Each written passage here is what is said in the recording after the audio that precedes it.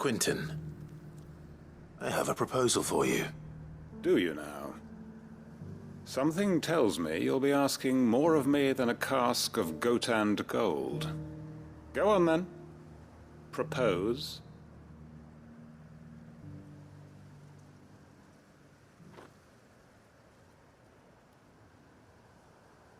You'd have me convince the chiefs and chamberlains of the realm that they should simply swallow their pride and do the one thing that has proved impossible for thousands of years.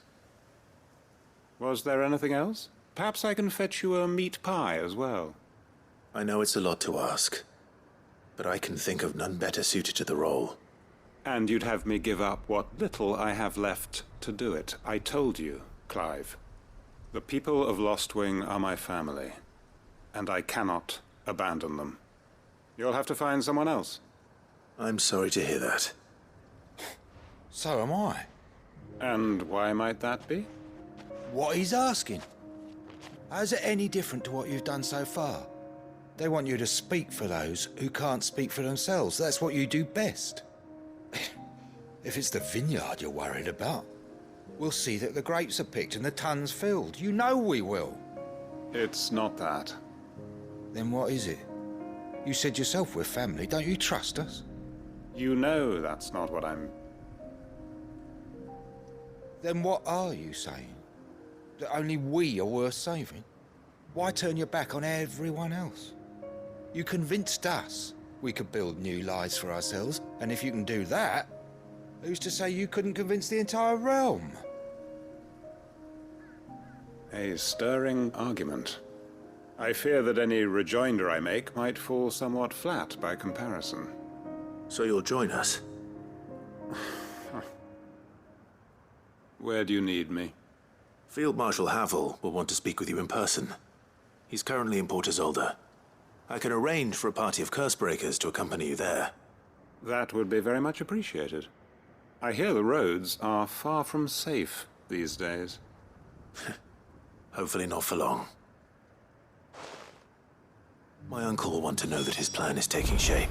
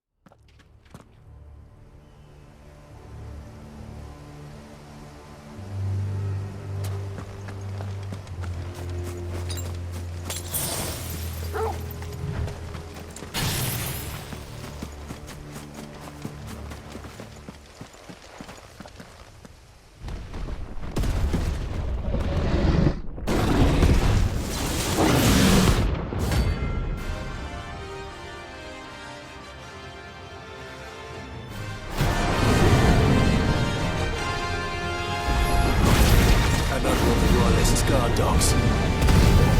Specimens, too.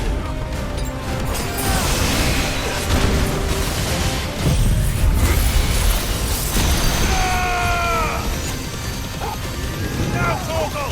I've heard Torgal.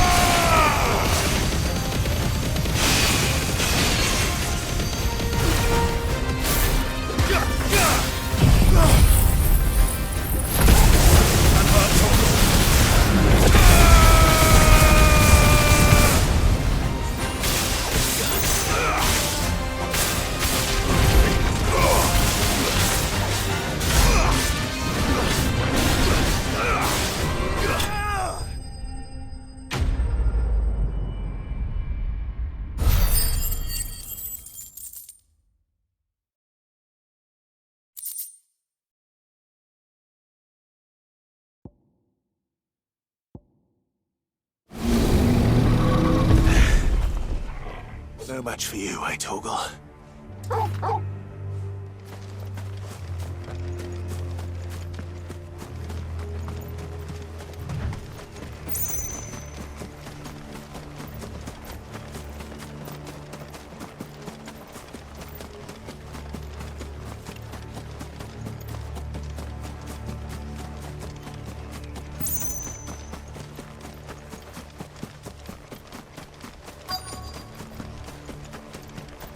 The entire village looks abandoned. Now, which house would a bookworm live in?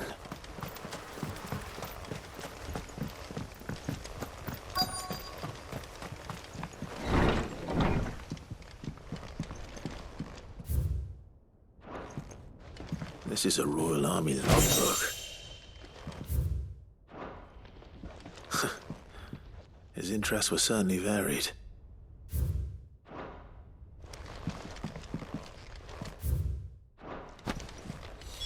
This is it.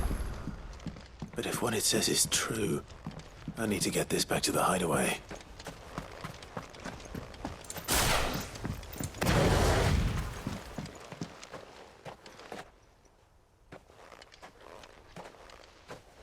Leaving so soon, stranger? We've been watching you. From a distance, so to speak. Subtle. I know who you are. Then we need not waste time on introductions. Hand me the book. Leave it in our care and return to your life. Your care? Do you mean to burn it or bury it? That is not my decision to make. But by one means or another, its contents shall be removed from the common record. Then I'll have to politely refuse. I won't let you erase our history. Then we find ourselves at an impasse. Very well. The book can just as easily be pried from your dead hand.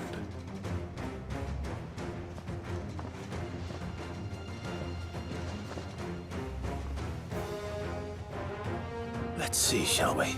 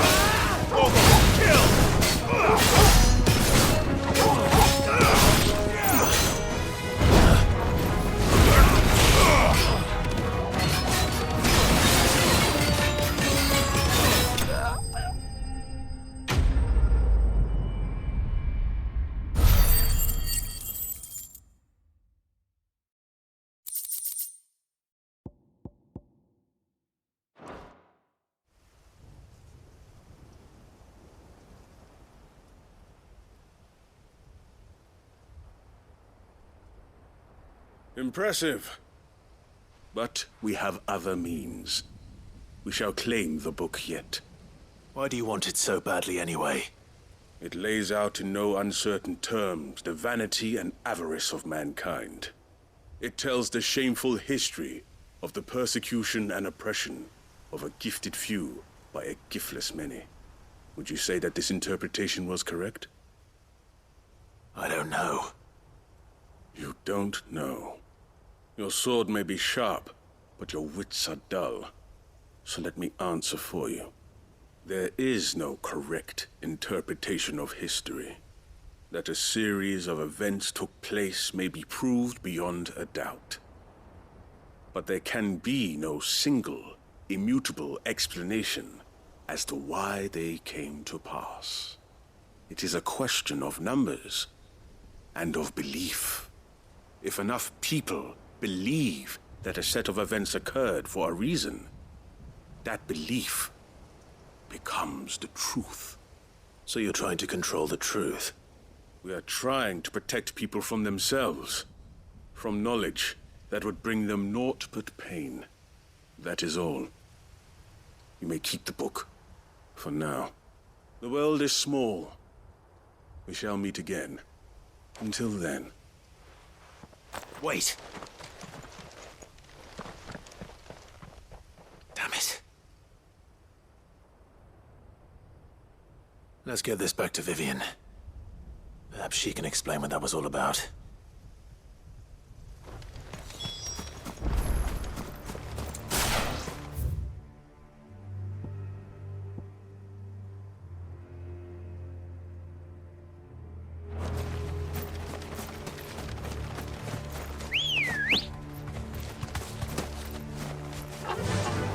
Run like the wind.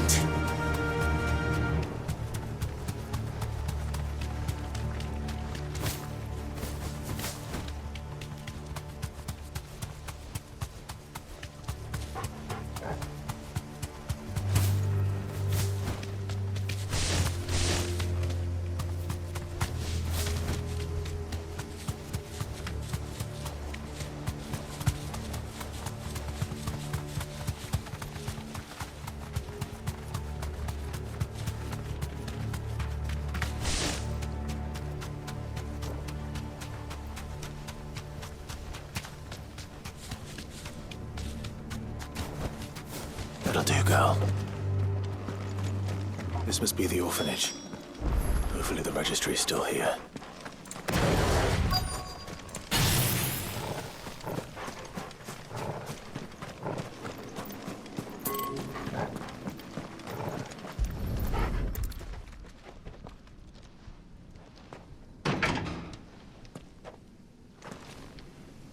It's locked. I should look around some more before I start breaking down doors.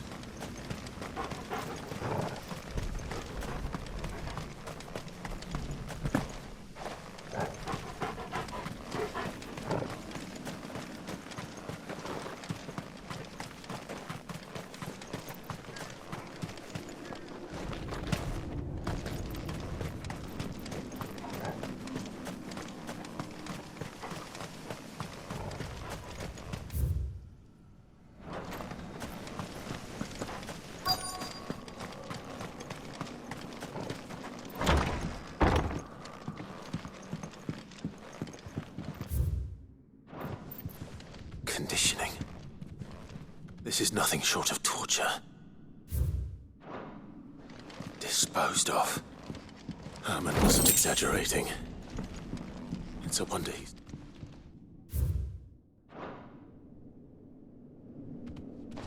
This reads like a suicide note.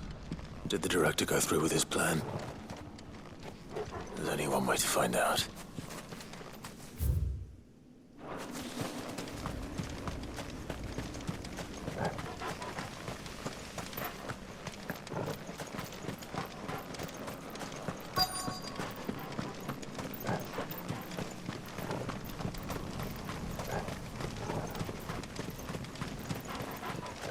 Forked white tree.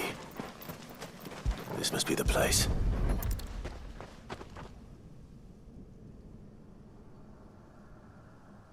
Could he really be buried here? There's something hidden among the roots. Let's see.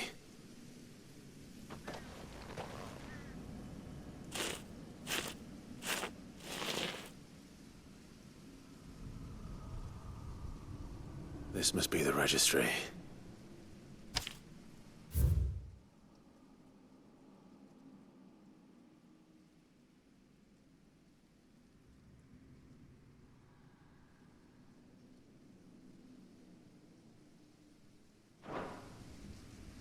So many names. This place was a slaughterhouse. And where is the architect of all this misery?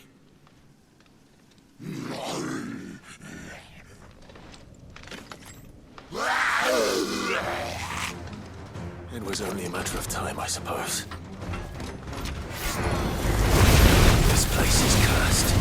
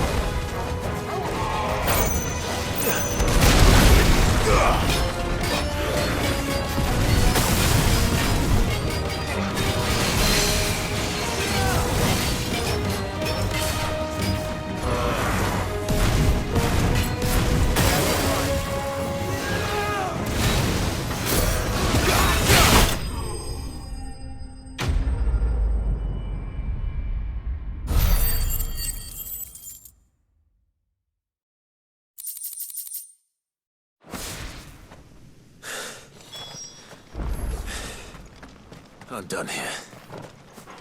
Let's get the registry back to Herman.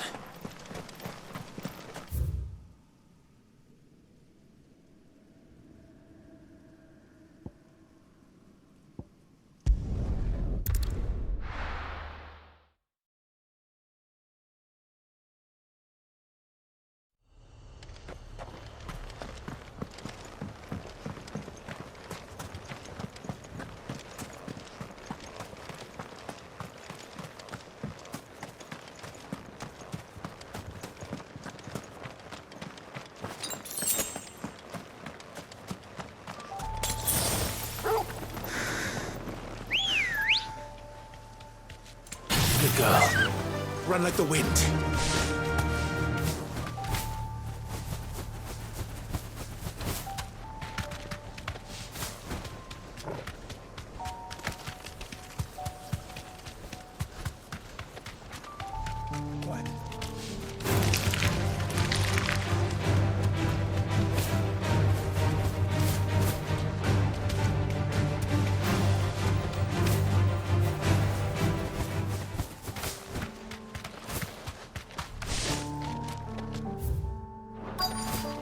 This be Mickelberg. You deserve a rest.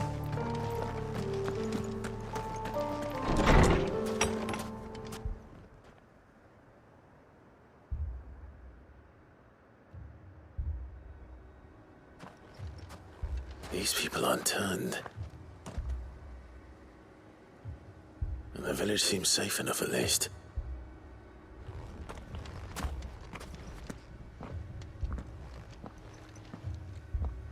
What is going on here? Ah, did you too heed the call? Heed the call? No, I came here looking for someone. To be honest, I wasn't sure I'd find him here. Let alone all of you. Is that so? What are you doing here? Is this where you live? It is my home. The others, they heeded the call. You keep saying that. What do you mean? They came here to perform the rite, just as King Barnabas instructed. This village is their altar, where they shall cast their souls upon the gentle waters and give themselves to the Lord. Give themselves? Oh, Lord, cleanse us of our sins. Let us be reborn in your loving arms. Free us from the torment of this mortal realm. They want to be saved. Forgive me, but did another foreigner like me come here? He was probably wearing a cowl. You mean the traveler from Stone? Yes. He is staying at my house, toward the rear of the village. Thank you. If you don't mind, I'll go and greet him. They seek the same salvation Barnabas did. Bring us salvation. At least the third chair still lives. Let's go and find him.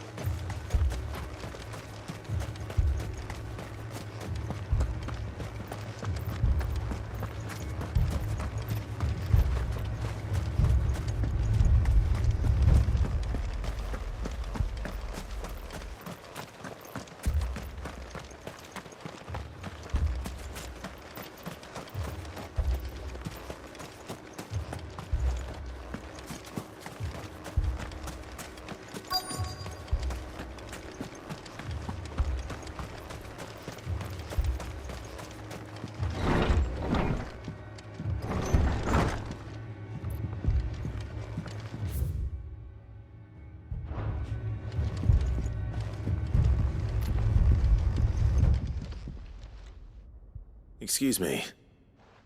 Are you with the Undying? I am. And so it would appear, are you? Lord Rosfield, if I am not mistaken. That's right. And you must be the third chair. I am. Cyril was worried for your safety. He sent me to find you. Then I must apologize. I did not mean to trouble the bearer of the burning quill. Much less you, my Lord Marquis. He said that you had failed to report. Is there a reason for that? I came here to study the followers of this new faith. But the more I learned of them, the more my own faith began to falter. You have seen them at their prayers, have you not? They devote themselves to the veneration of their Lord with a fervor I have never seen before, praying night and day that they might be rid of their wicked wills and reborn in their Saviour's light. Not that they might be granted respite from their worldly woes, but so that they might continue to serve him. Serve him with all of their beings. I, too, swore to devote my life to the service of my Lord and Master, but this... 'tis different. It is more. And so I would see it through to the end. See these people safe, that they might achieve their dream. That they might do their duty to their Lord. Even if it should keep me from doing my duty to mine. You do understand what their dream is, don't you? I do, my lord. They would cast aside their wills and become a Kashik. I know that it may be hard to believe, but to these people, that is the very essence of salvation. Forgive me, my lord, but I must remain here. If you are to return to Master Cyril, I would consider it a great... Did you hear that, my lord? Something is happening. I'll go and find out what. Stay here.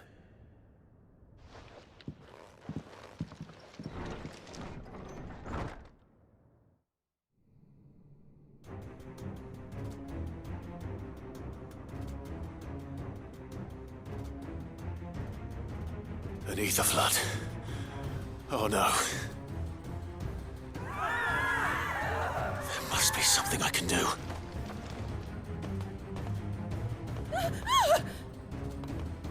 Echoes as well. Found her. Ready, brother? Ready.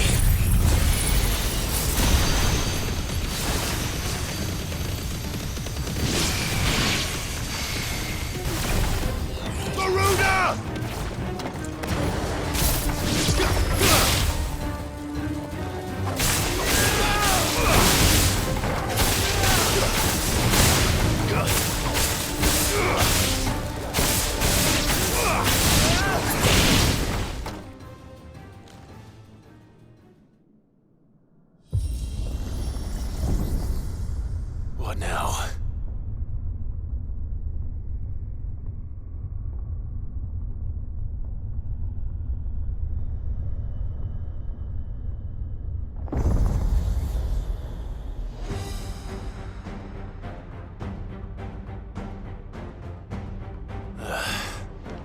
We meet again. I've killed your kind before.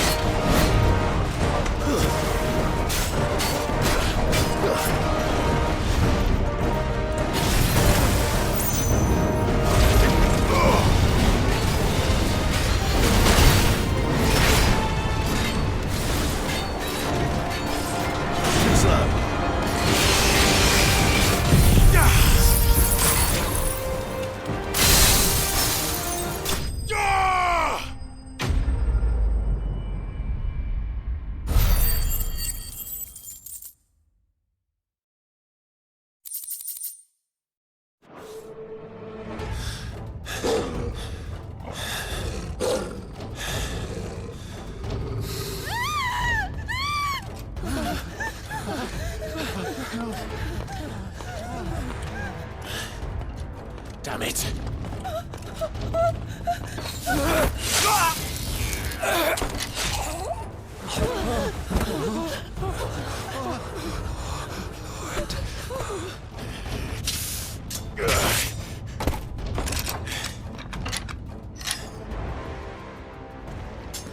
Don't you die. Come on, speak to me. I had to save them, that they might have a chance to find true salvation. By devoting themselves to the service of their Lord. Just as I did, when the Undying plucked me from the gutter and gave me a cause to believe in. A duty to serve was everything to me, and I would not deny them that fulfillment, even if they must become a Kashik in order to achieve it. Forgive me, my Lord Marquis. I did not mean to trouble you with this. My findings. Could you deliver them to Master Cyril for me? Of course. Your duty will be done.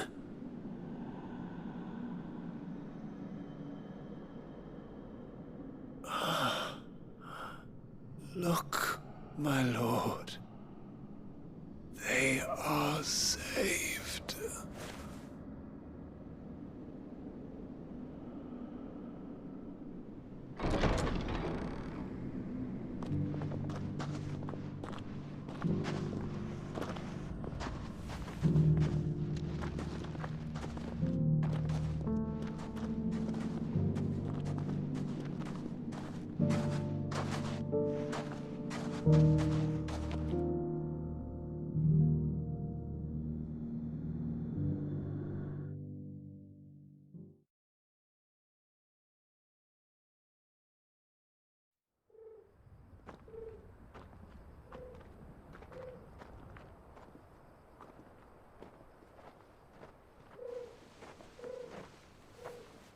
They are saved. Founder. I should get this report to Cyril.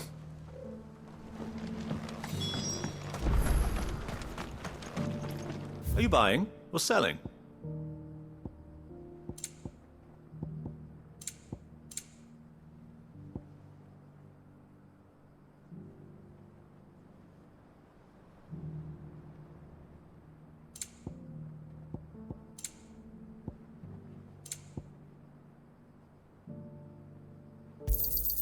Of course. Anything else?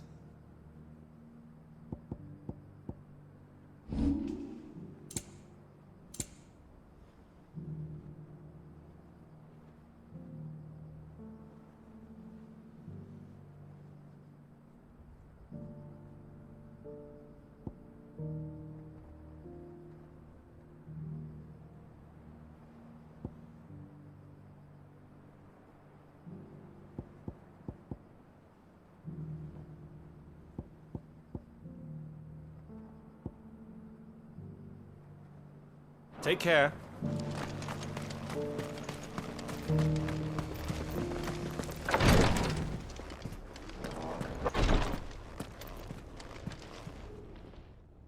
My Lord Marquis, welcome back. I am glad to see you hale and whole. I met with your third chair, Cyril. He bade me deliver his findings to you.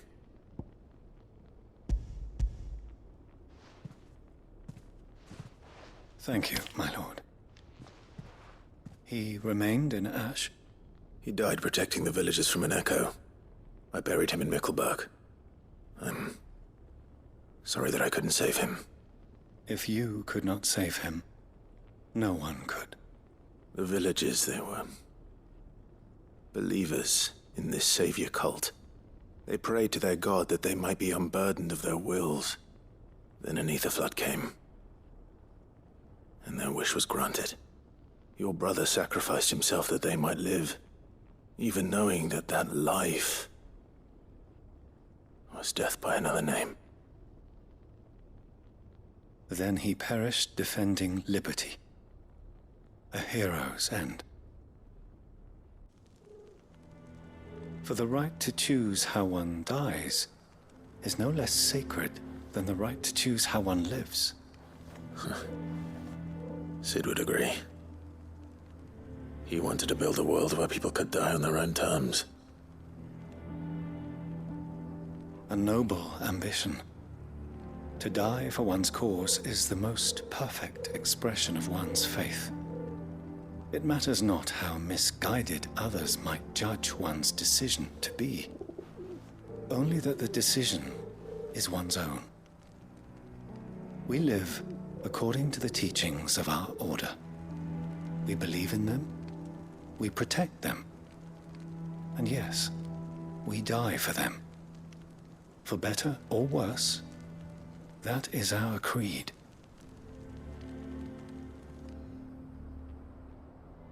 But he didn't die for your creed. He died to save them. And you still believe that what he did was right. I believe that he believed it was. We of the Undying are not slaves, but willing servants. And this was his will, the ultimate expression of it. All right. I'd like to know this man's name, Cyril. To know the names of all the Undying who've fallen in the line of duty. They died serving my house. It's only right that I remember them. That is my duty. Of course. I shall fetch the Book of Martyrs at once. My lord, it has been, and shall ever be, the greatest honor of my life to serve House Rosfield. Though our duties may differ, yours is no less important. I pray with all my heart for your success.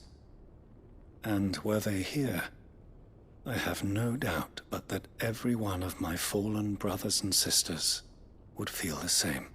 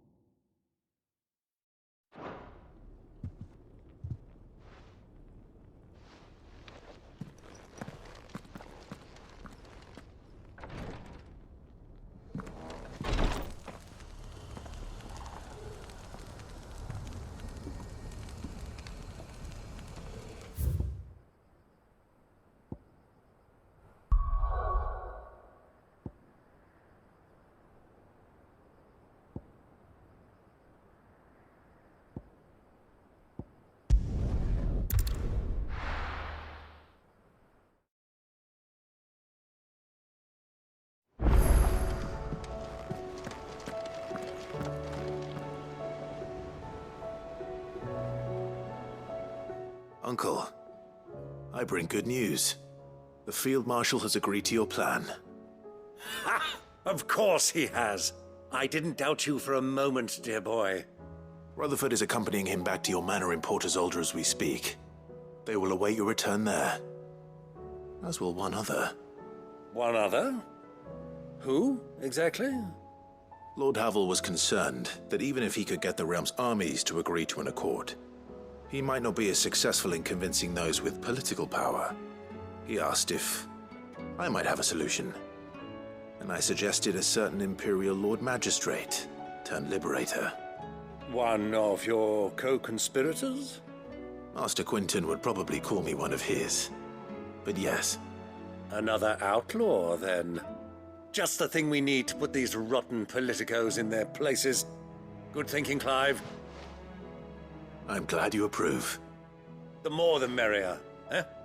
Uncle, assuming Havel and Quinton can solve our problem with the armies, you still haven't mentioned how we might manage the grain shortages.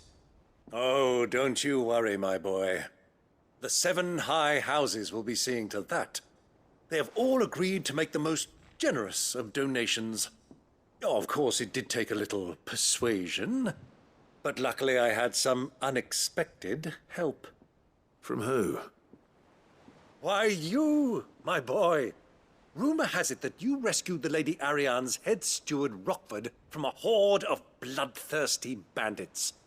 It was more of a handful. Well, the old battle axe was so pleased.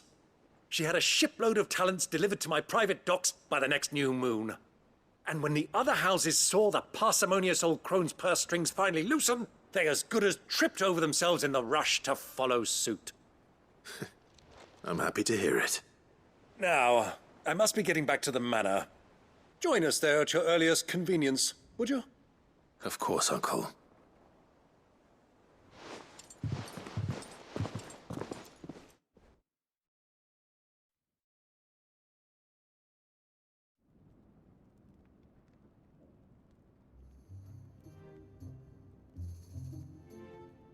And how, pray tell, will we get that grain to the capital if the roads are still overrun with Akashic?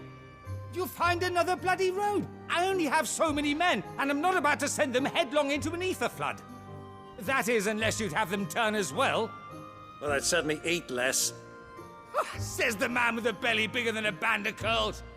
My soldiers actually need their rations. Without any food to keep them going, they'll be dead even before you've sent them on your fool's errand. If I may, gentlemen, perhaps I might suggest an alternative approach. Though supply routes are indeed disrupted, there is no shortage of ships. Indeed, they bob away in every bay from here to Randalar, awaiting a safe haven. Allow them to make port and fill their bellies full of grain. And once those who crowd the cities are fed, ferry the displaced back to the countryside to work the fallow fields. But I'm sure that you wish to continue your discussion. Forgive the interruption. Two such firm friends as yourselves need no help from the likes of me. Rutherford spoke fondly of the great bond between you. Us? Friends? I can't stand the man! Clive, I'm beginning to question the quality of the company you keep. And what kind of company were you expecting him to keep? The man's a criminal! Criminal? How dare you? You are not fit to breathe the same air as this fine, upstanding young gentleman. Upstanding? He calls himself Sid the Bloody Outlaw! Once more unto the breach.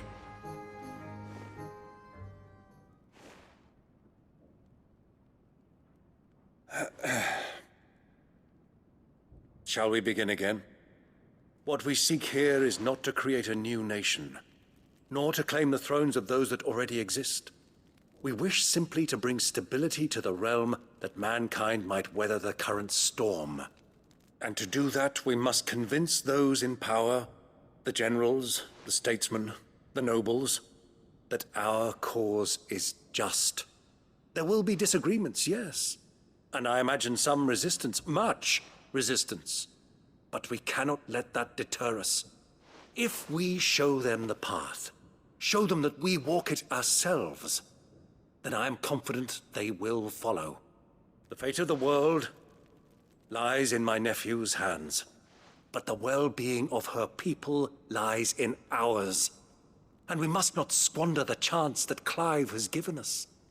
Uncle Byron, Now, with that settled, let's move on to the signing of the Accord. For what great moment in history hasn't been accompanied by a little ceremony?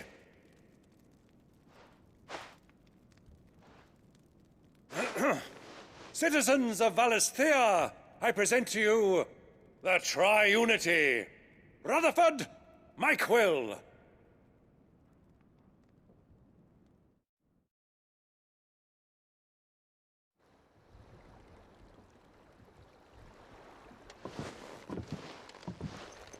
Well, my boy, the stage is set.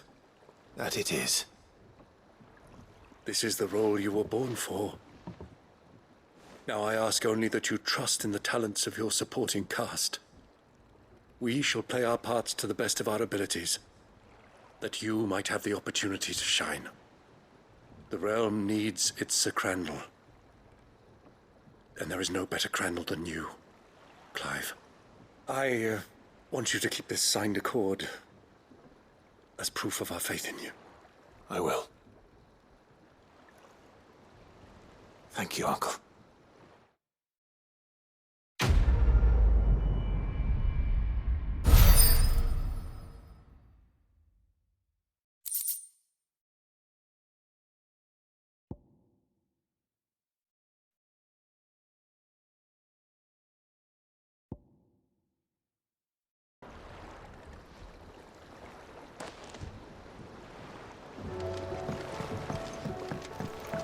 What do you think that thing is?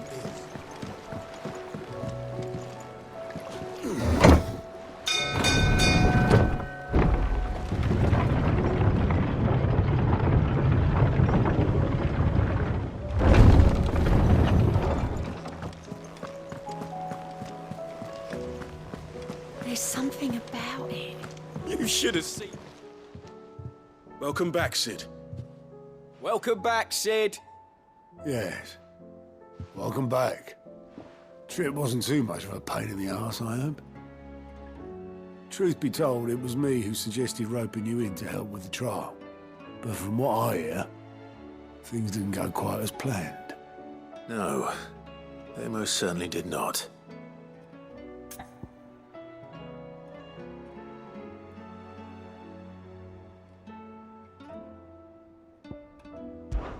When faced with an unexpected foe, Ember froze. He did not run. He did not fight. Had I not been there, he would be dead. It would be too great a risk to send him out on a mission alone. Thank you, Sid, for your honest appraisal. Ember, you braved the tower and emerged unscathed. Yes, but only because Sid saved your skin. To me, that's no better than being caught red-handed. You failed the test. Wait, Sergeant. Ember still has much to learn, it's true. And this time he was found wanting. But I'd say he's due a second chance, nonetheless. After all, he did do as you asked. With a bit of hard work, any hand can be made to hold a blade, and any mind can conquer its fears. But a scout's nose is different. You've either got one, or you ain't. And by sniffing out that log, young Ember here has shown he has a conch and a half. Wouldn't do to waste it now, would it? Fine. One more chance. I'll do whatever you ask. I'll spend my days and nights in the pit if I have to. I'll show you. Just you wait. Daft as a brush, that one. But his heart's in the right place. Just like someone else we know. And if you ask me, we've been leaning on him for far too long. That time the curse breakers took some of the weight off his shoulders, I reckon. It couldn't hurt. Just don't tell Gav I said so, will you? I won't have him thinking he's been hard done by. Next thing you know, he'll be asking for a day off. Chance would be a fine thing. Back to work. Forgive me, Sid. This did not play out as I expected. Things rarely do these days. But that's why we need men like Ember more than ever. Men who can make the best out of a bad situation. Remember that. I will, Sid. Thank you.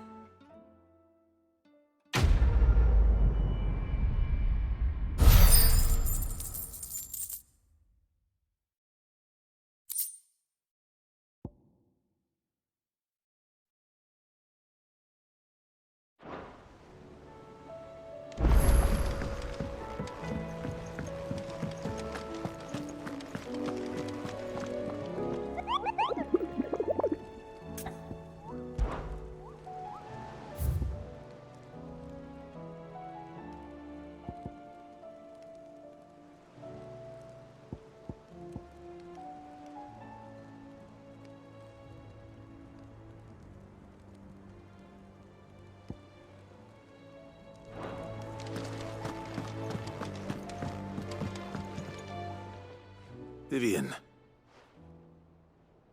I found it. The book you lost.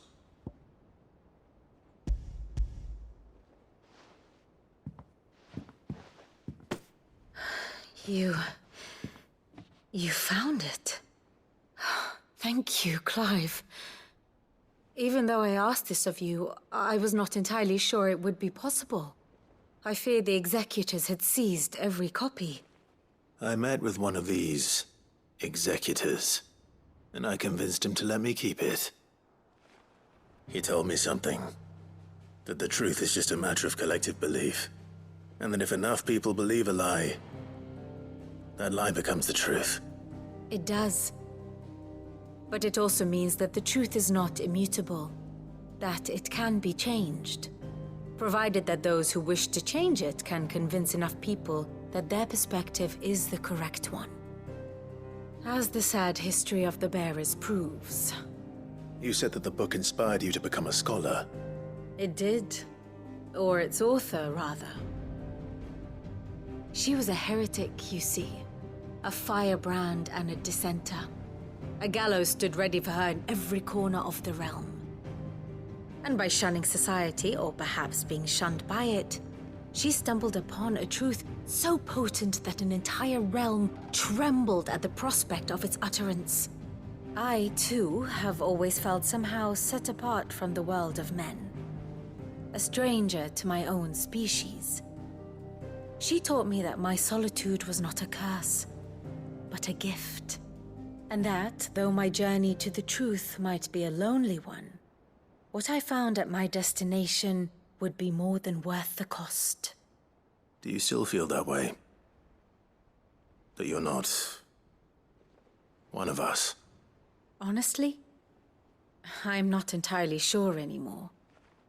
Since coming to the hideaway, I find my thinking somewhat clouded. Perhaps the result of studying mankind from a rather closer perspective than I had intended. But the more I study, the more I find value in this perspective. In looking not from the outside, but from within. So if you'll permit me, I'd like to continue my work here. Remember, Clive, when enough people believe, belief begets truth. Give the men and women of this benighted world the gift of truth. Make them believe in you, as I do. I'll try, Vivian. I'll try.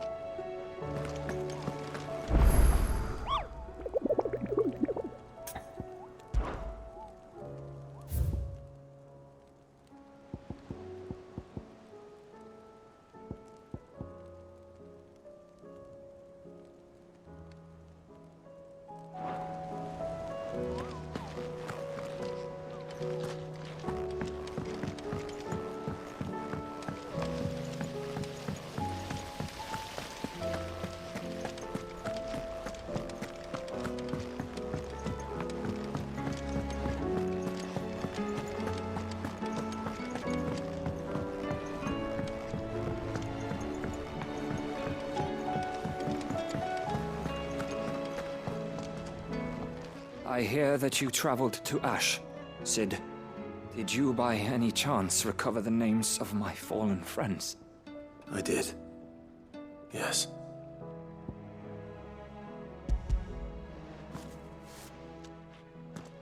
If I may? The bearer registry.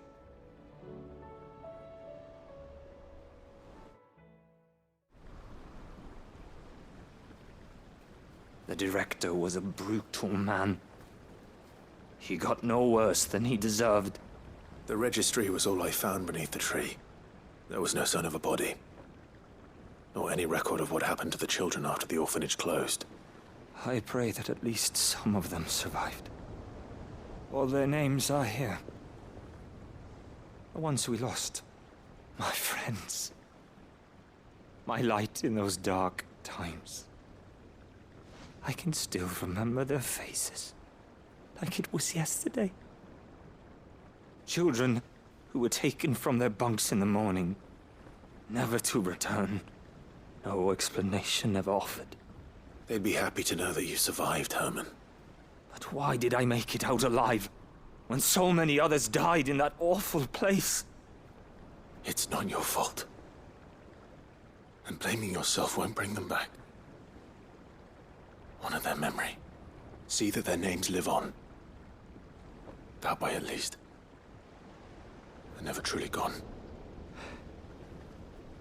Thank you. Sid, I'm going to write a book.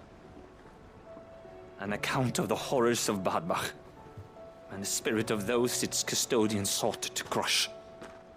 All of Valisthea will know of our suffering, and in the name of those I lost, I will not let it happen again. Neither will I. These records would have been buried for all eternity, were it not for you. Thank you.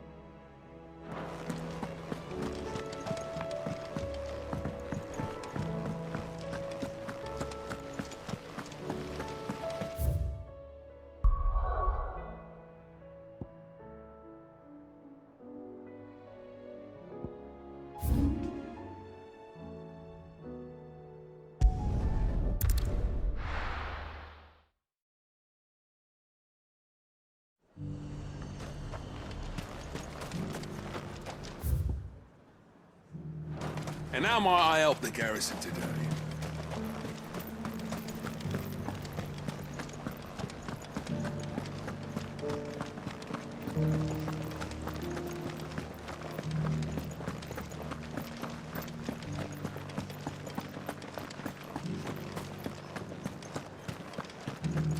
Haven't seen any of those beastly blue eyes.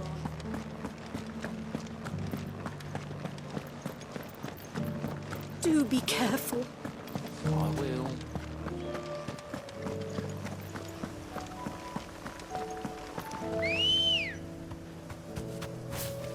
Come on. Have care.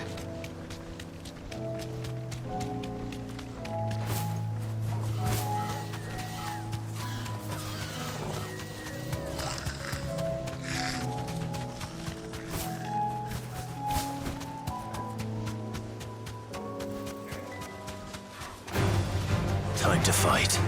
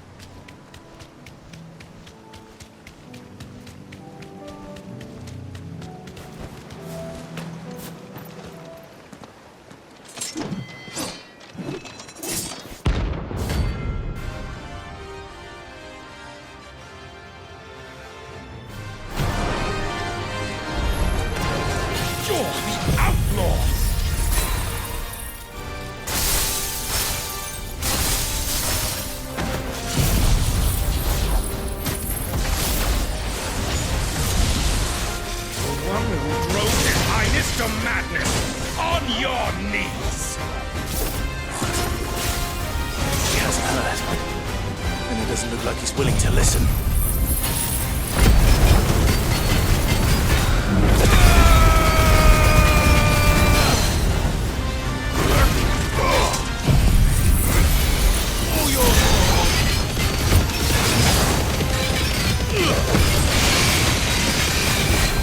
Only your death will serve.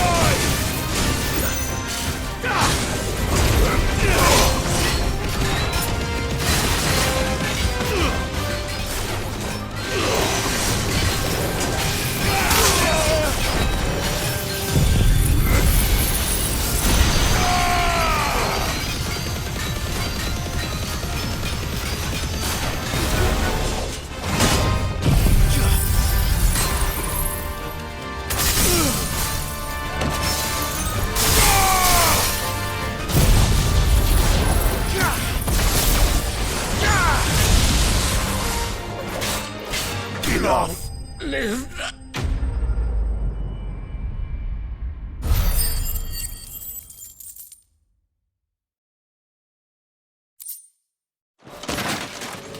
Damn it.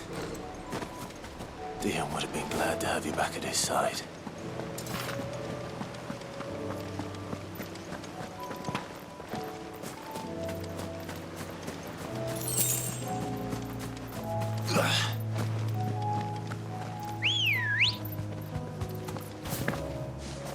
Good girl.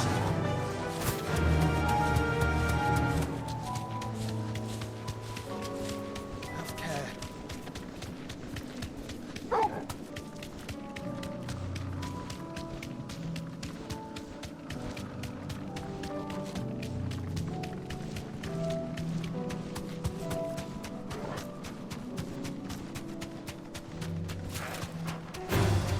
Time to fight.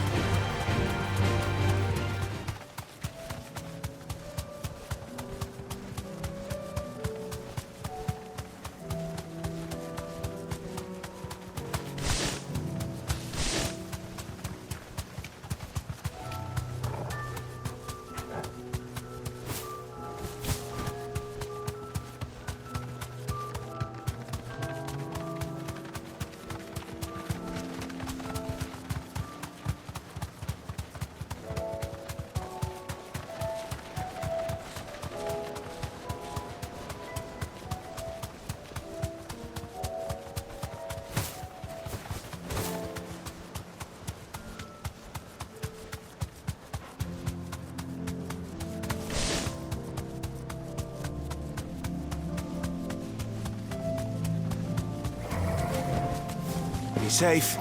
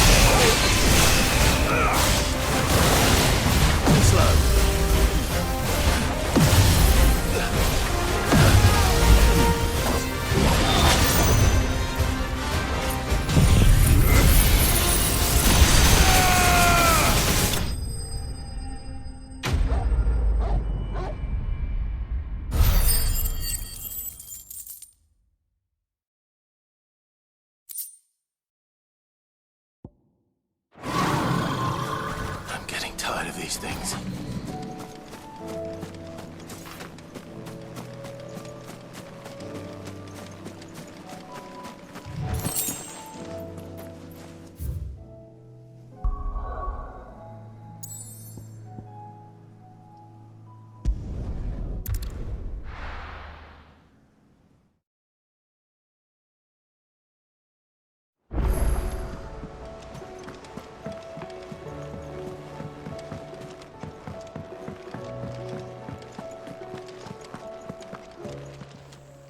Clive. Go on, then. You'll not find a better price than that. Trouble with your gear, or... what do you want?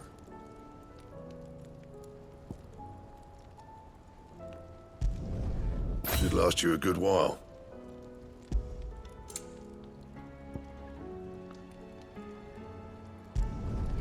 No scratches, all right?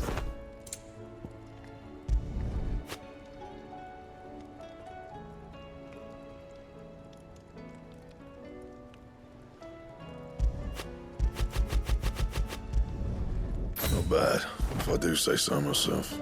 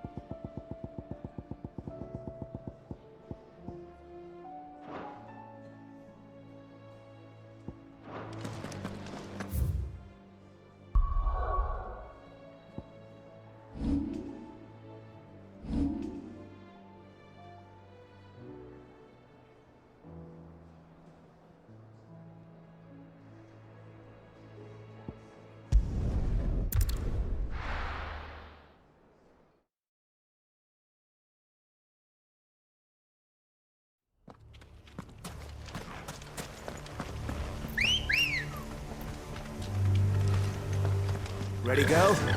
Fly, Ambrosia.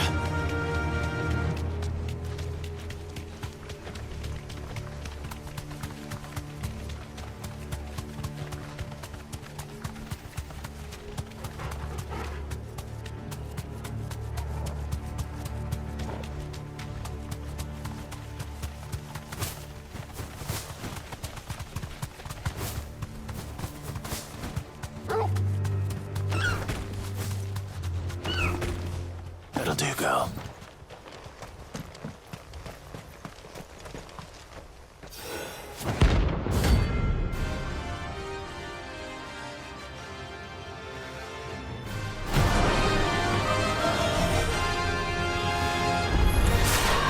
Harmon's madness lives on.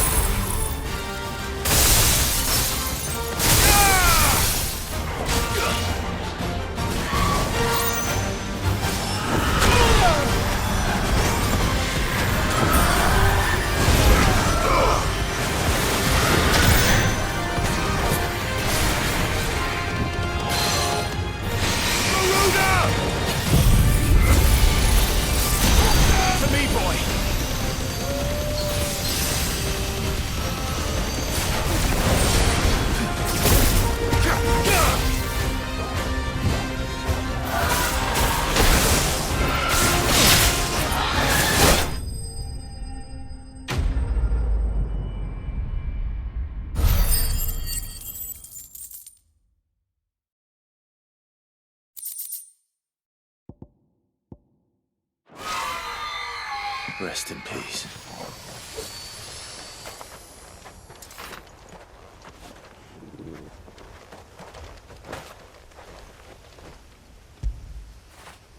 Fetch!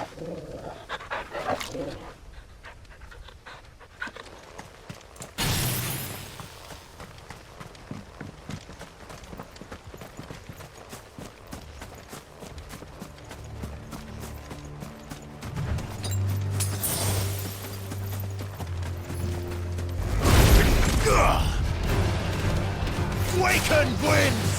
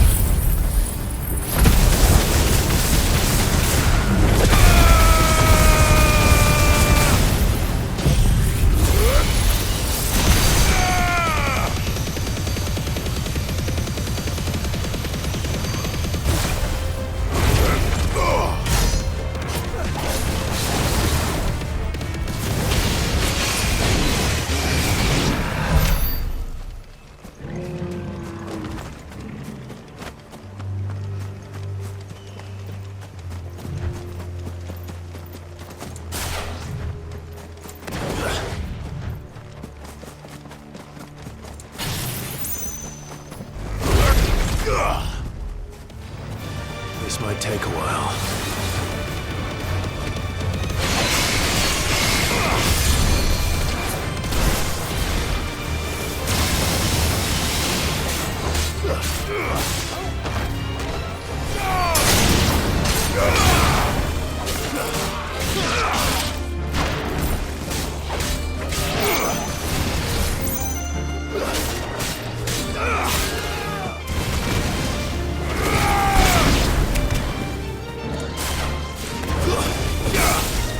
You're finished!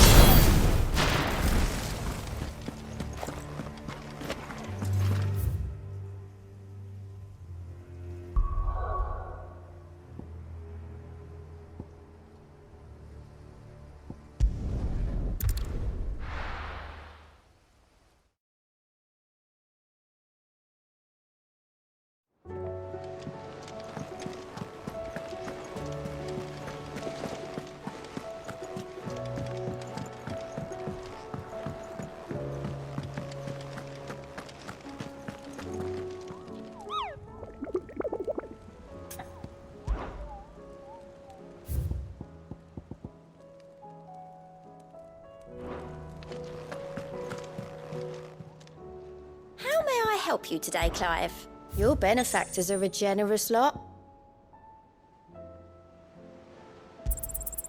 You earned this.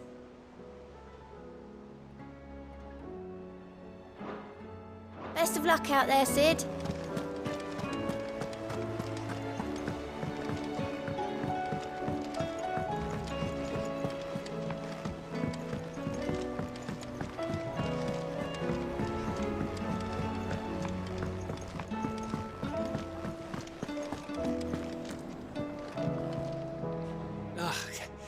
You all right? Something troubling you? No more than usual. It's just... Eda's baby will be coming soon, and I wanted to make something for it. I'm sure she'd like that. Back in the north, families would always make gifts when a bairn was on the way. Yeah, I'll let the little tykes know they were welcome in their new homes, like. So, what's the problem? Well, the problem is that Eda's due any day now, and I don't know if I'll be ready in time. Is there anything I can do to help? You know, there just might be. All right then. What exactly are we making? A good luck charm. But not just any good luck charm. Not just any. No. One made from the feather of a silver chocobo. There's naught luckier in all the realm, or so we used to say back home anyway. Thing is, they're hard to come by. Had Otto and Karen check with their suppliers, but nothing. I'd try and track one down myself, only... Only the big day is fast approaching. And that's all you need, a feather. That or the bird whose horse it's attached to, aye. I was gonna start by asking around with traveling traders plying the northern borders. Well, there's no shortage of those passing through Martha's. I think I might make that my first port of call. I'll let you know if I find anything. You're a good friend, Clive. I won't forget this.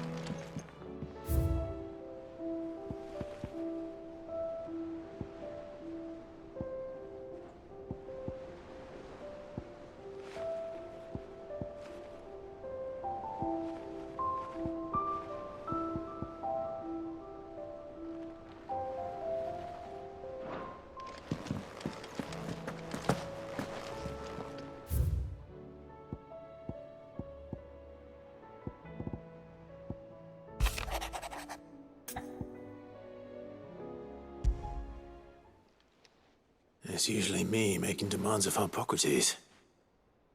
I wonder what this is about.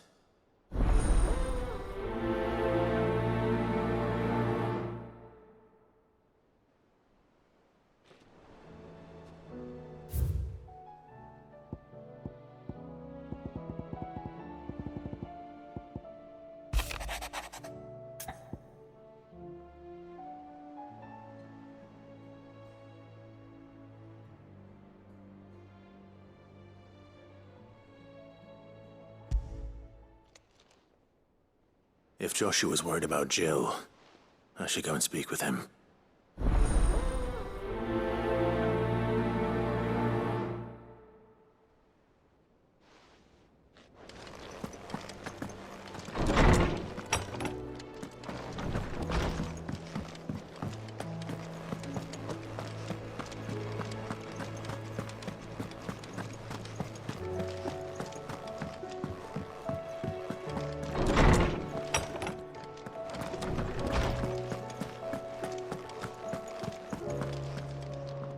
Lawsman Harpocrates, I received your note.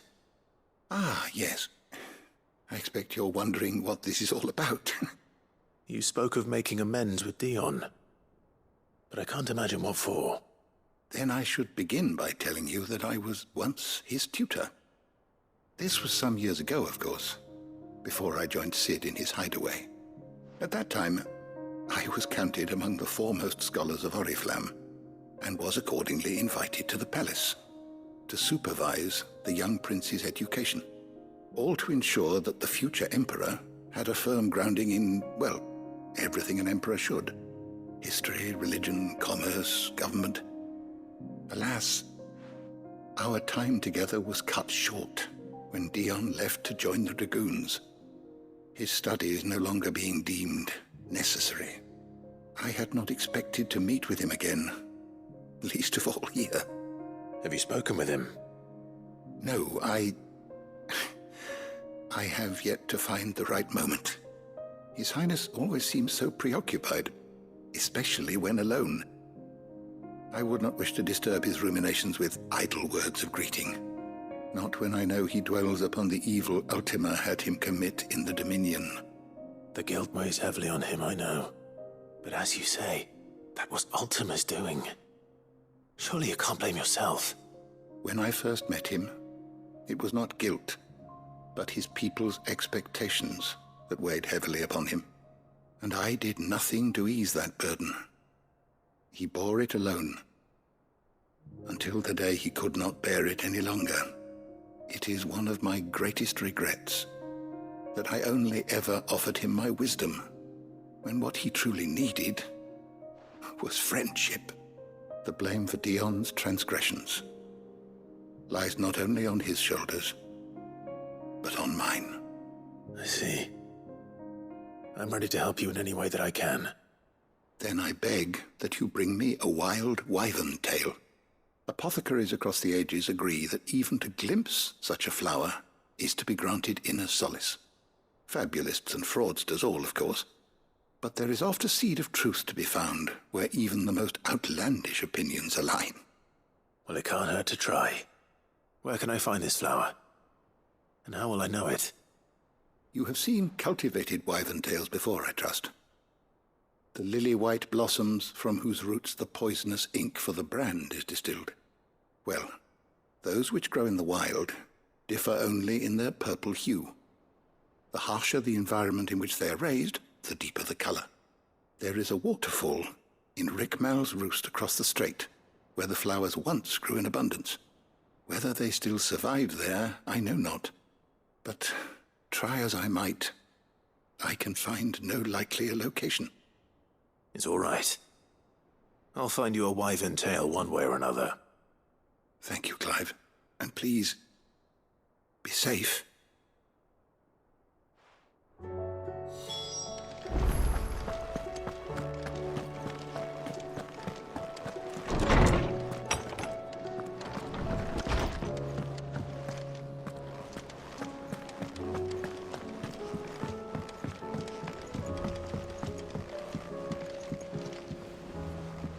Joshua, I read your message. You're right. Jill is different. I don't think I'd realized how different, but since we returned from Drake's spine, I've felt it more and more. I suppose it's not hard to imagine why. She doesn't think she belongs anymore. And that's why we need to remind her she is still one of us. To let her know that we still need her. Now more than ever. That you still need her. But how to do that? When last we were truly close, we were but children. Of course. Do you remember the time we accompanied Father on his annual tour of the duchy? And Jill and I broke from the procession to ride up Man's Hill. To see the snow daisies, I remember. It was the first time Father had allowed us to join him. And when he realized you were missing, he had the entire retinue down to the pot boys combing the countryside. In the rain. A thunderstorm forced us to take refuge in a grove of oaks before we'd even made it halfway there. It was the Lord Commander who finally found us, and needless to say, he was none too pleased. Then it seems you and Jill have unfinished business. What do you say? Man's Hill. It's not that far. Oh, true. Though I suspect it is also much changed. Little in southern Rosaria remains as it was when we were children. You're saying I should go and scout the area for bandits? I'm saying we should first go and see if there are actually still any snow daisies left. What would you do without me, Clive?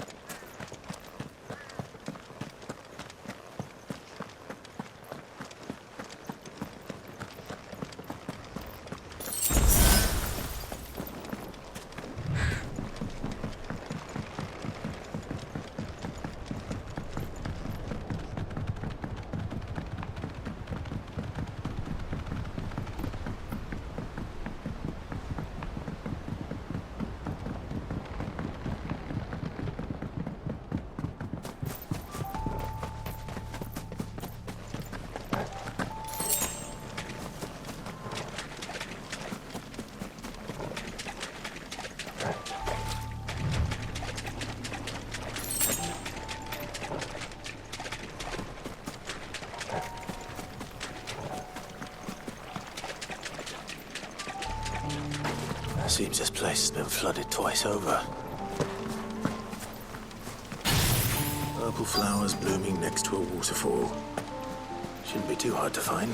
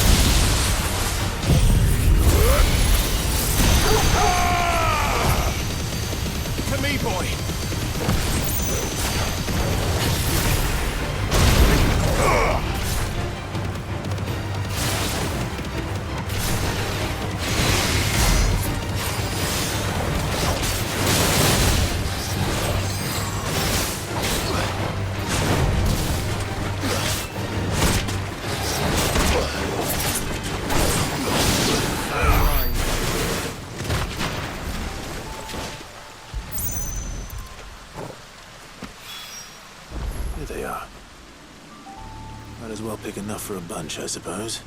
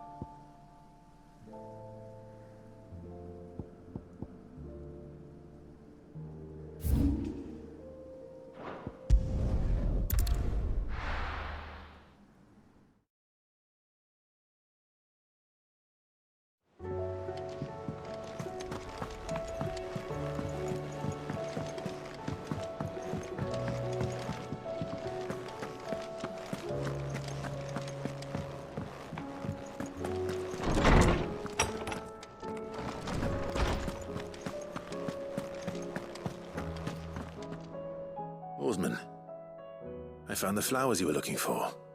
You did? I think I did.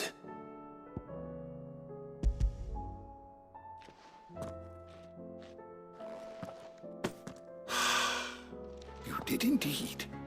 My dear boy, thank you. You wanted to make Dion a gift of one, did you not?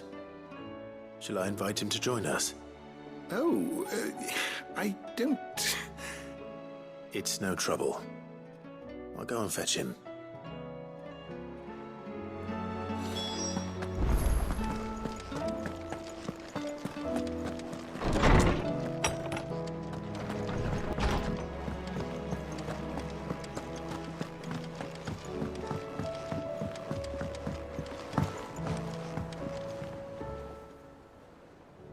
Your Highness, would you do me the honor of accompanying me? Now. It is time, then. No, only to the shelves. Our lawsman has something he'd like to give you. Master Harpocrates. No. I dare not show my face before him. Not after everything I have done.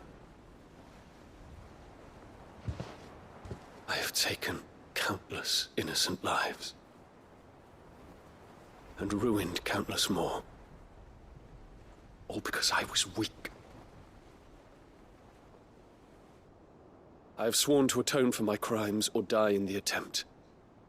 But were I to meet with him again, and see in his eyes what I have become, I fear that my resolve might falter. Then that is all the more reason to do it. Test your resolve. Prove to yourself, and to him, how strong it truly is.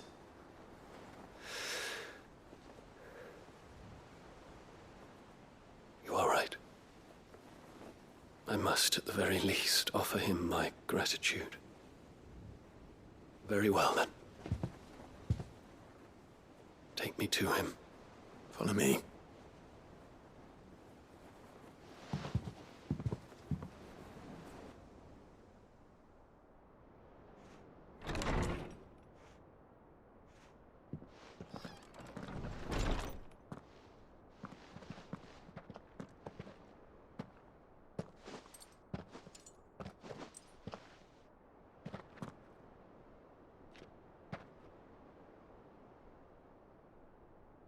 Even now, I hesitate to approach him. What must he think of me? You'd be surprised.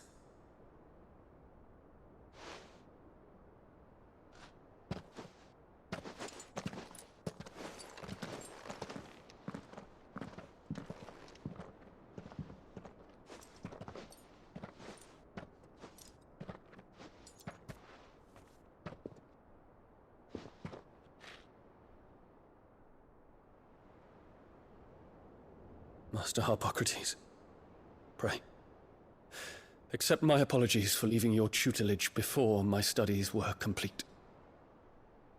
Your lessons opened my mind to a world quite unlike the one I had imagined from within the gilded confines of the palace. And I shall be forever grateful for the efforts you made to enlighten me. Lift up your head, Your Highness. The deeds of youth require no apology. That you took the time to visit me says much about the man you have become. Now, there is something I would like to show you.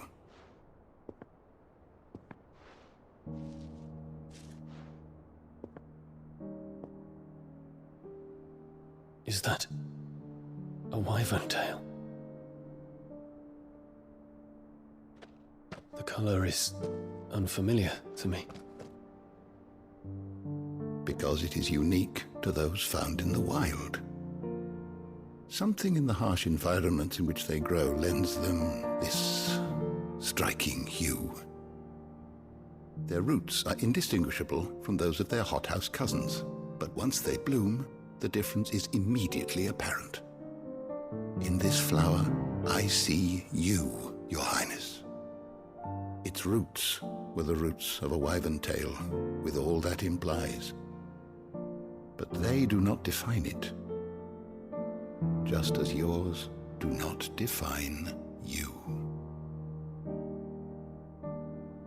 I want you to have it, that it might remind you of this truth.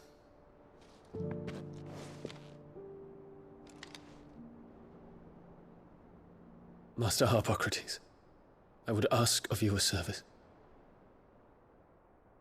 Keep your gift until I have fulfilled my duty to the realm, for only then shall I be deserving of it.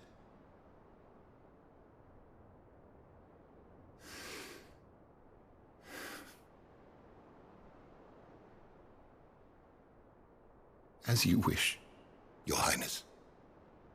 I shall await your return.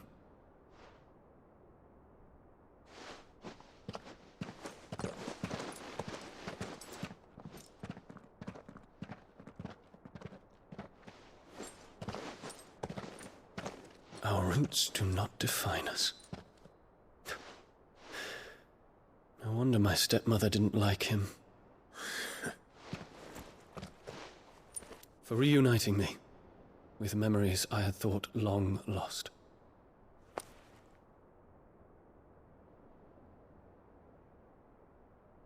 I shall not forget this.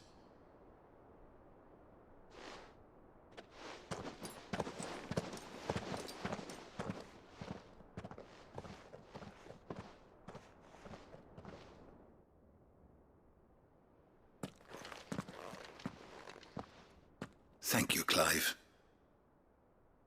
Were it not for you, I fear I might never have found the right moment to speak with him.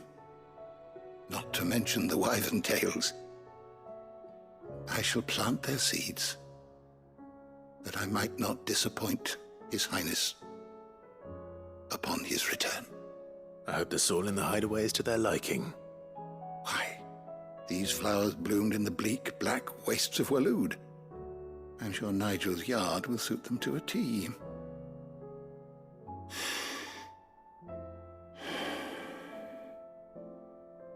When it comes to expressing one's gratitude, I find that words are seldom sufficient. Here. What's this? A stolas quill. Or more precisely, my stolas quill. 'Tis said that an owl's feathers are steeped in the wishes it hears over its long lifetime. All those words just waiting to pour out onto the page. So consider this my wish for you. That one day you may put down your sword and pick up that pen. Well, when that day comes, I'll certainly have a lot to write about. Thank you, Harpocrates. It shall have pride of place in my chamber.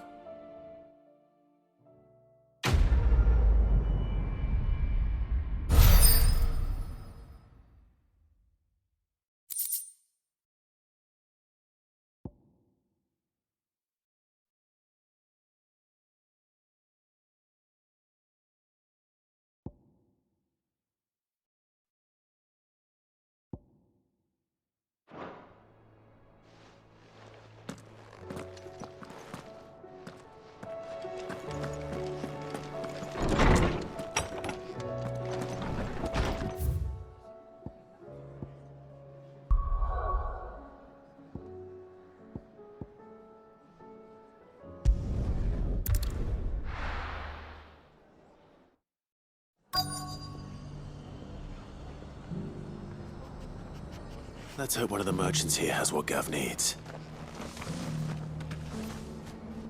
Excuse me. I'm looking for something. Oh, well, then I'm your man. A silver chocobo feather. Oh, or maybe not. Though you're not the first to mention the bird around here. There was a man stopped by the rest not long ago, claiming he was attacked by a silver chocobo. Near some gutted hovel, not far from Eastpool. Most took him for a braggart and a liar, but Who knows? Perhaps there was some truth to his tale. We'll see. Thank you.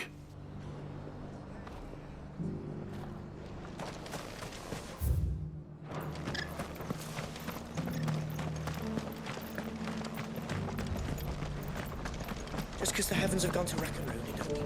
I've got greens of all shapes.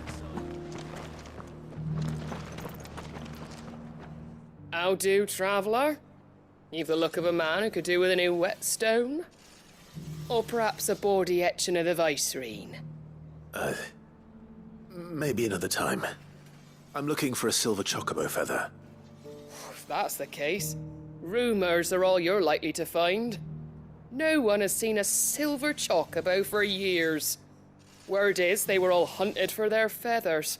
Some northern nonsense about bringing good luck. Didn't bring them much, nor their bows. If any are still out there, I reckon they'll be doing their damnedest not to be discovered.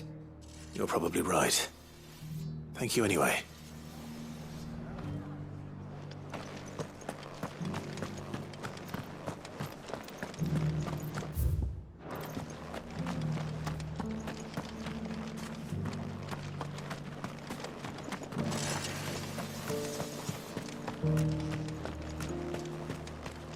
Looking for shelter, are you?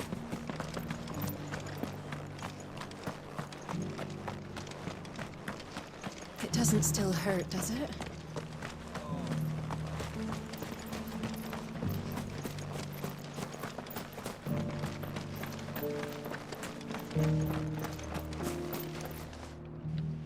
Can I help you with something? You wouldn't happen to sell silver chocobo feathers, would you? I deal in fruit, not fancies. But if it's fancies you're after, I suggest you try Rhiannon's ride. Was a silver chocobo seen there? Oh, yes. If you believe the ravings of a madman. It wouldn't be the first time. A silver chocobo sighted in the hills near Rhiannon's Ride. It sounds almost too good to be true. But since I'm already here...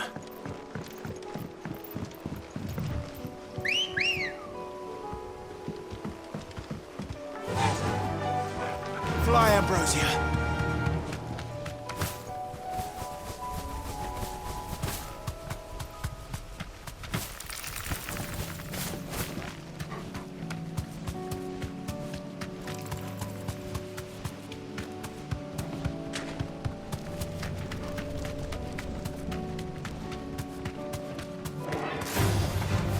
Thanks, Gal.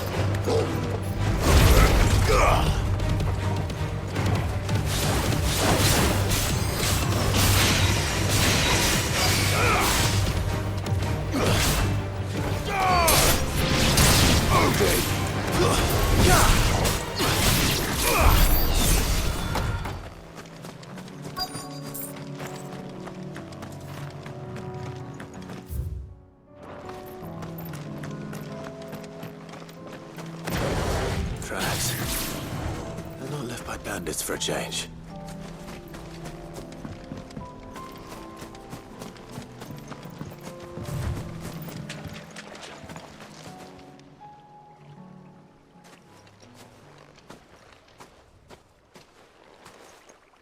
More tracks. And these look fresh. A chocobo was here.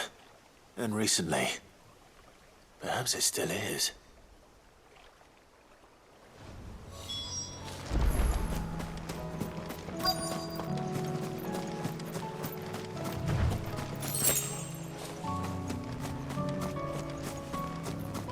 I don't hear anything.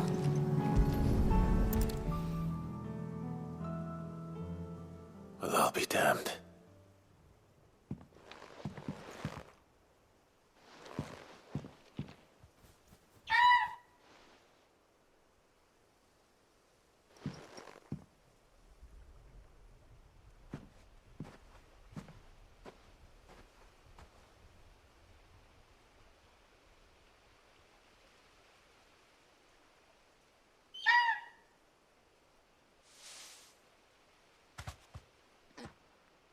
It's all right. I'm not going to hurt you. Just borrowing a feather for my friend.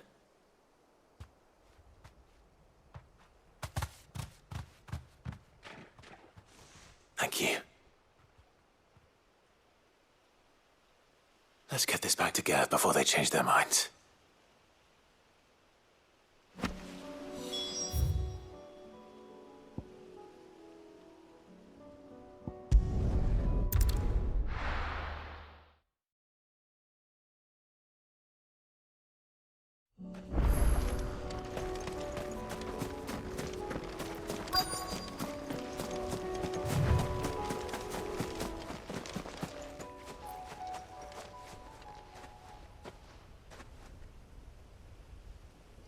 This is the place, but...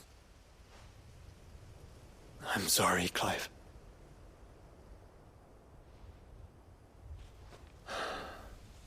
There's nowhere been spared. What do we do now? We keep looking. Man's Hill cannot be the only place where snow daisies grow. Perhaps, but... it's the only place I know of. Knew of. Then why not ask someone who might know of another? Someone in the backyard? To the hideaway, then.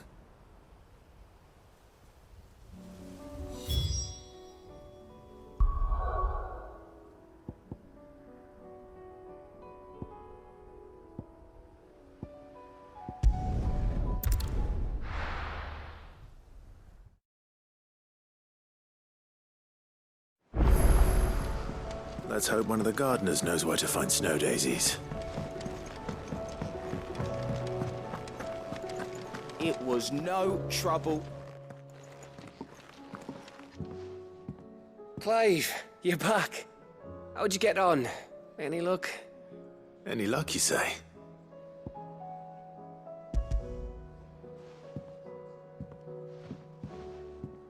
Crystal's crack.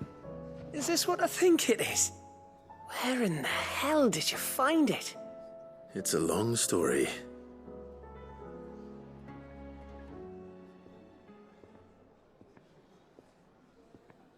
Right there on the road to Eastpool. Who'd have thought it? Everything up there's been abandoned for years. The empty cabin made for the perfect shelter. Though I fear my presence may have forced the poor creatures to look elsewhere. Don't blame yourself, Clive. The Blight's right on Eastpool's doorstep. They'd have had to move on before long, even if you hadn't have turned up. They'll find a new home. Trust me. After all, that's what us endangered animals do. Anyway, what matters is, you managed to nick us one of their quills before they could run off. And now all that's left is to fix it to the carving. I didn't know you could carve. Reckon there's a lot you don't know about me. Like the fact I'm as good with a whittling knife as I am with a sword. And that bone Ember gave me's a dream to work with. What did you say it was from again? An Avis? But it weren't your Avis, Sid. I slew one of my own at last. So all those long nights in the pit finally bore fruit. I'm proud of you, Ember. Don't speak too soon. I ain't done my trial yet. There we go.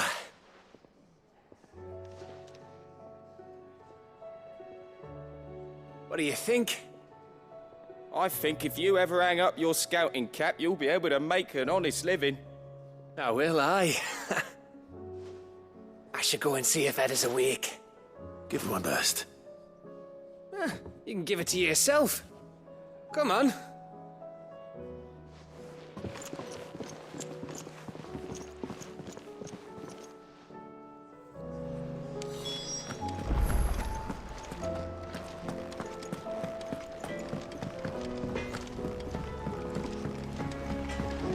Say what you will, Lady Karen's...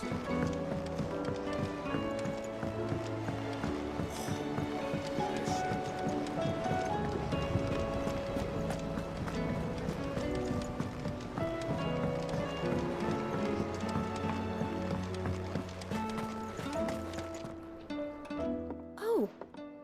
What brings you down from the heavens, Sid? I need your advice. Joshua and I are looking for a place where snow daisies grow. Preferably in abundance. Snow daisies. Then you'll want somewhere not too hot and not too cold, and where the winds are strong enough to carry the seeds. I reckon Man's Hill would be a good place to start. There in the Royal Meadows, perhaps? Both have similar climbs and the right elevation. If the Blight hasn't claimed them yet. Right. Thank you.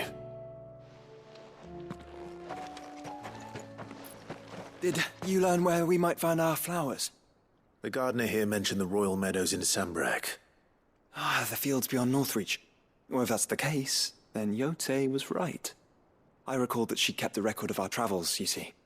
So I asked her if she'd perhaps noted anywhere that snow daisies grew, and she mentioned Oilefeist Bay. Whose shores border the meadows. Off we go then.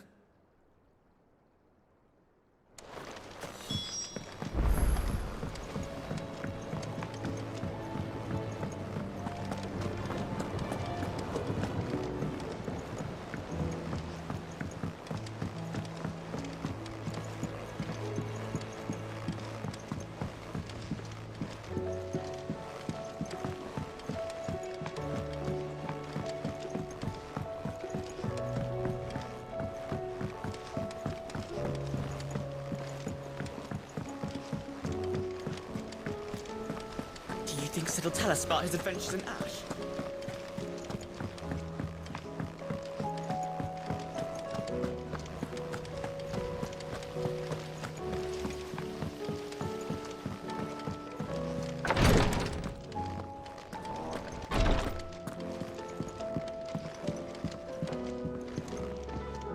Ah, me lords. How are you feeling? Well, thank you. Is something wrong? Wrong? No, nothing like that. What it is, Go on, please.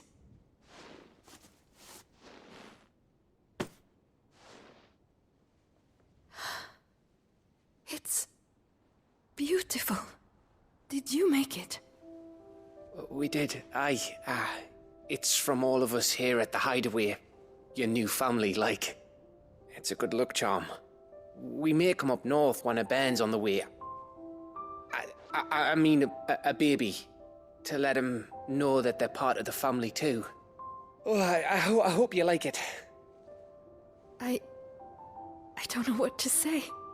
I thank you, my lords, for everything. If there's anything you need, just let us know. I will.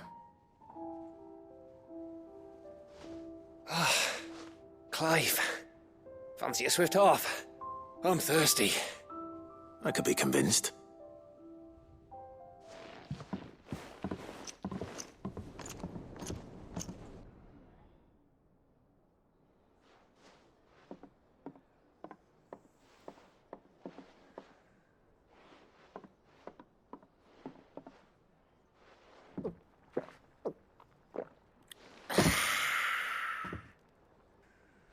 Don't you think you've had enough?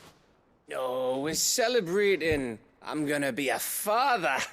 I think Edda might have something to say about that. You know what I mean. Bit of light in these dark times.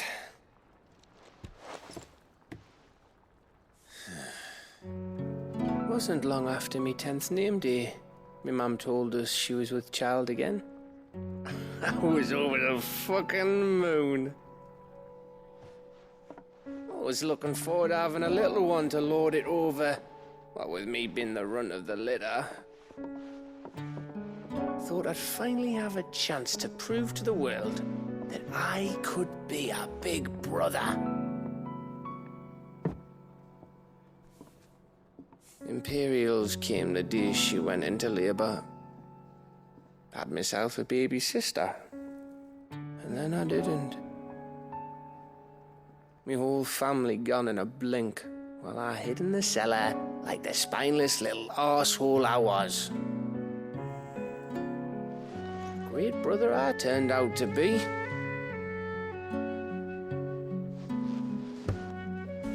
I'll never be a leader. And I'll never be a hero. I'm just a daft little dog who comes running when his master calls.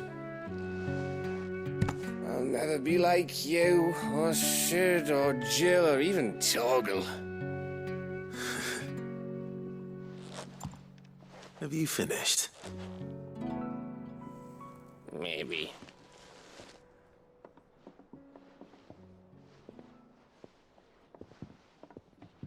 Do you know why you're our best scout? Yeah. Because you don't need anyone to hold your hand. Without your resourcefulness, your courage, your determination, I don't know where we'd be. Maybe hanging off a cliff like, That was only the once. Exactly. You learned from it. And here you are after Founder knows how many missions, stronger for everyone. And let's not forget Rosalith. Who was it who freed me from the dungeon? Who was it who ran to Jill's rescue? That would be me. Because you're our brother, Gav. My brother.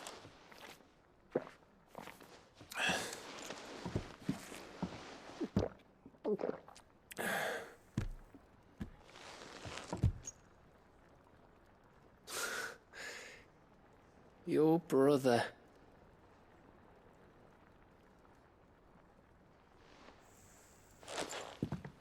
Which means that when the time comes, I get your room. And your sword.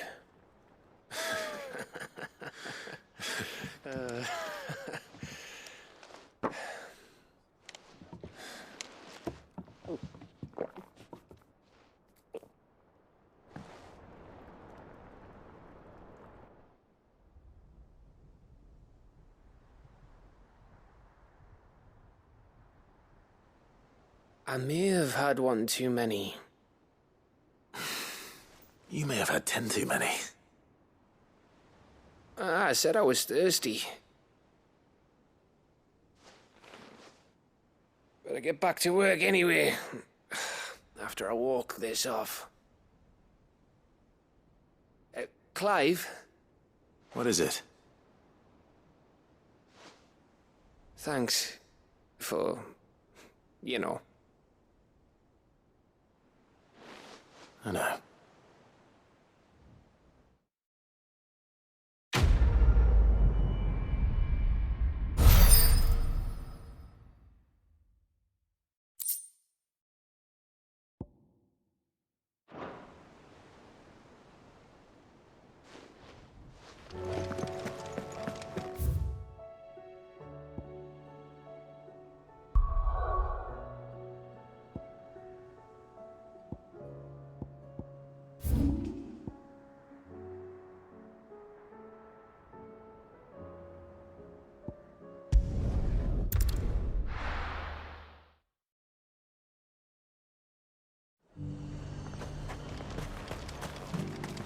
And how might I help the garrison today?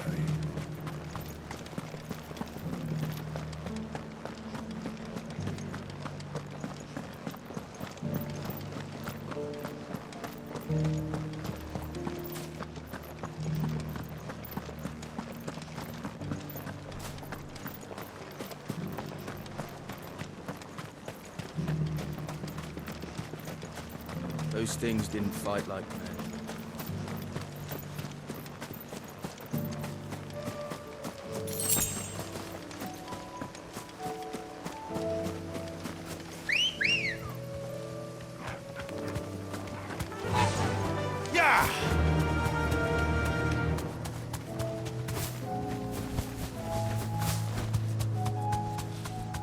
The meadows are vast. Where do we even start? Yote mentioned the coastline. We can start there.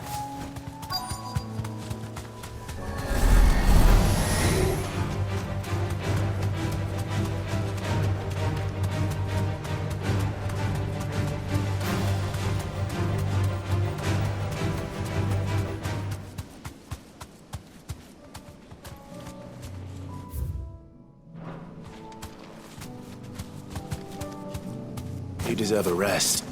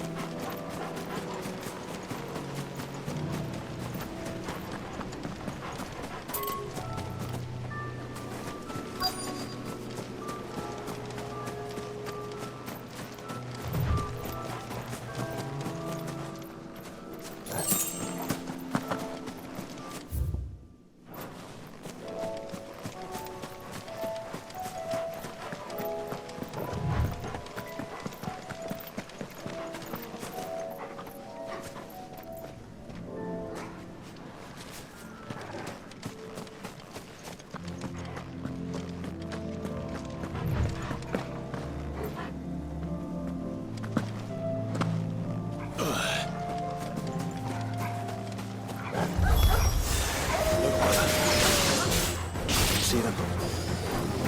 I do. Flowers and our friends.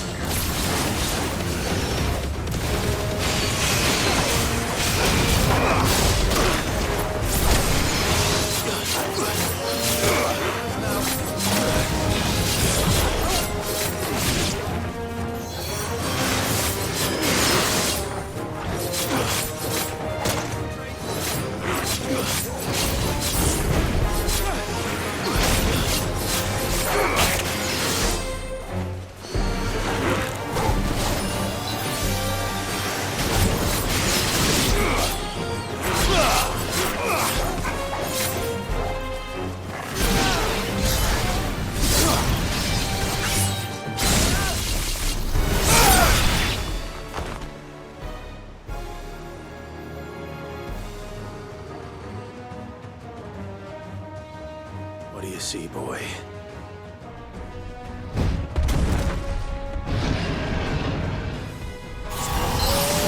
Let's hope this is the last one. Only one way to find out.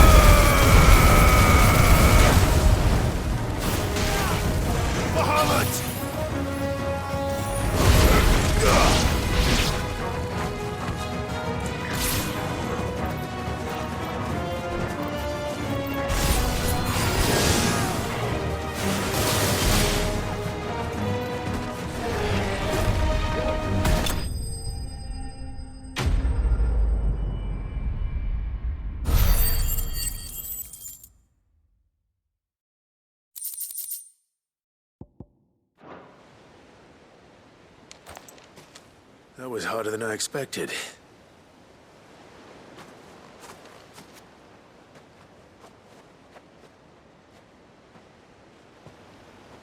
But found her.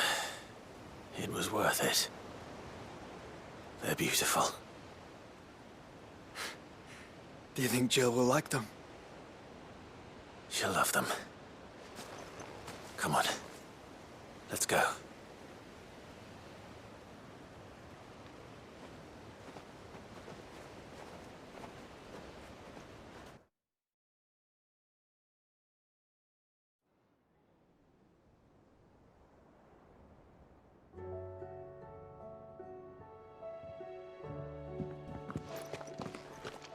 It appears my work is done. The rest, as they say, is up to you. Well, you and the skies. We wouldn't want another thunderstorm now, would we?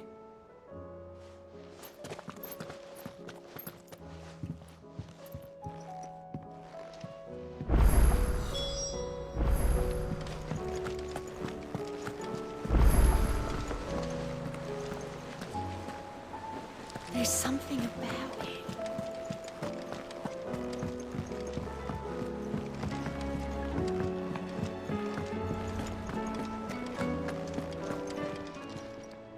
Aye, it's a dangerous world out there. You'll not find a better price than that.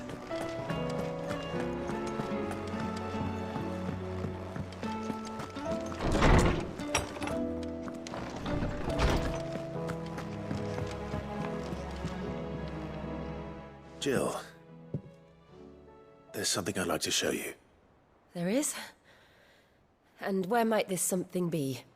It's, not here.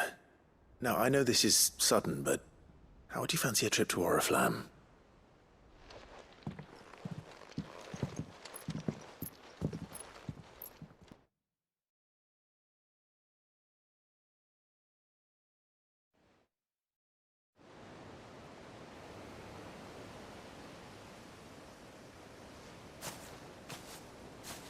There are so many.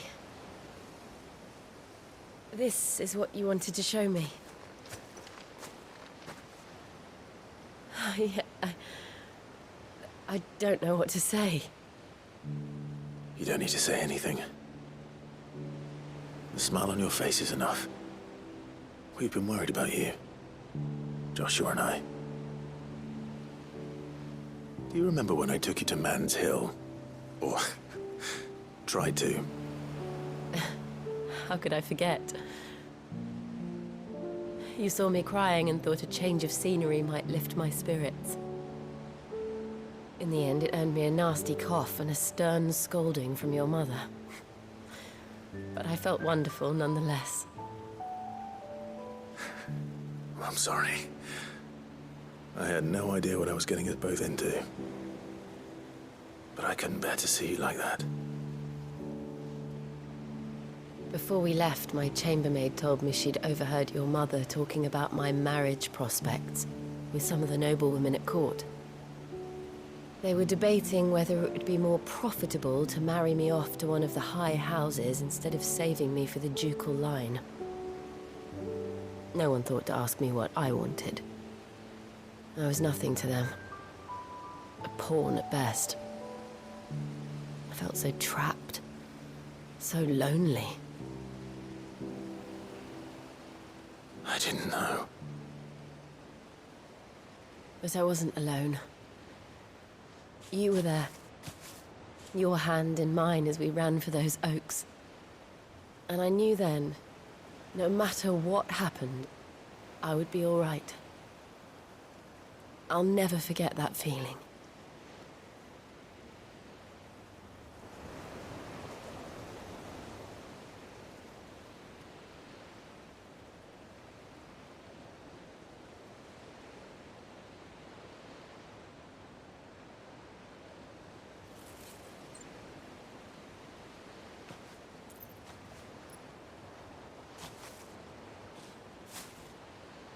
Before we broke camp, the morning after the storm, do you know what I did? No? What? I slipped away from my governess to climb the tor. And from there I saw a sea of petals, all reaching for the sun. And I realized No matter how terrible the night, dawn would always come.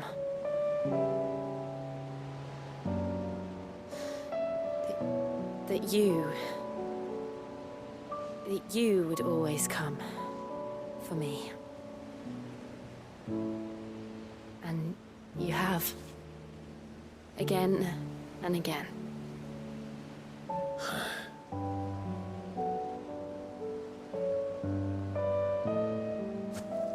Where do you see us? When all this is over?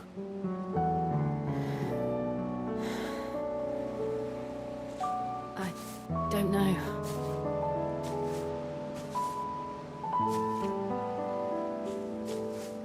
Not here, though. I think I've outgrown the twins.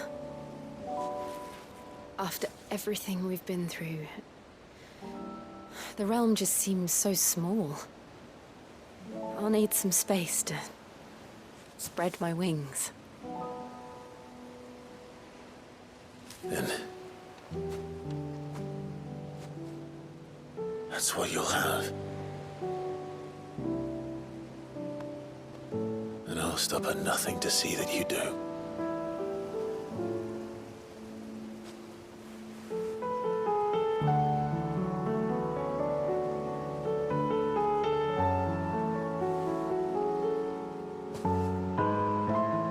I never was much good at garlands, but it'll have to do.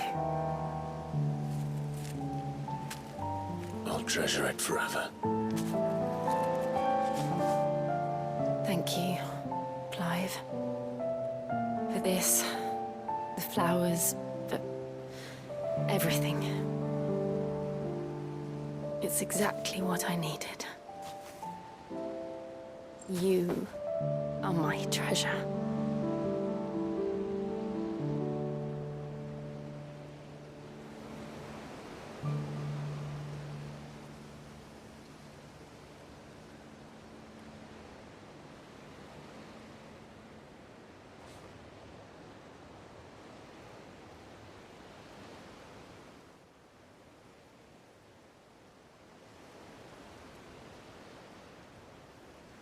We should probably be getting back. I expect the others are wondering where we are. You're right. There's still much to do. And we'll do it together.